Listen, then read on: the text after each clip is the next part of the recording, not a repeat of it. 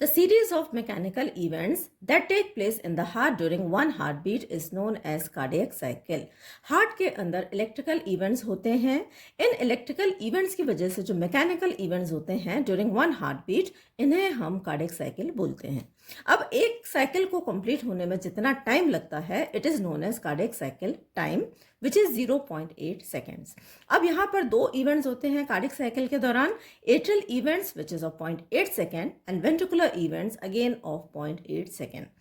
Atrial events are again divided into atrial systole, that is contraction of atrium, which is 0.1 second, and atrial diastole, that is the period of atrial relaxation, which is 0.7 second. Ventricular events को भी हम दो तरीके से देख सकते हैं. Ventricular systole यानी कि period of ventricular contraction which is of 0.3 second, and ventricular diastole which is of period of ventricular relaxation which is 0.5 second. Now you can see here in the diagram, the inner circle represents the atrial activity and the outer circle represents the ventricular activity. The red area denotes the systole, atrial systole and ventricular systole, and the blue areas denote the diastole, atrial diastole and ventricular diastole. तो यहाँ पर आप देखेंगे atrial systole and ventricular systole कभी भी overlap नहीं करते. They never overlap. Atrial systole खत्म होगा, उसके बाद ही वेंट्रिकुलर सिस्टोल की शुरुआत होगी.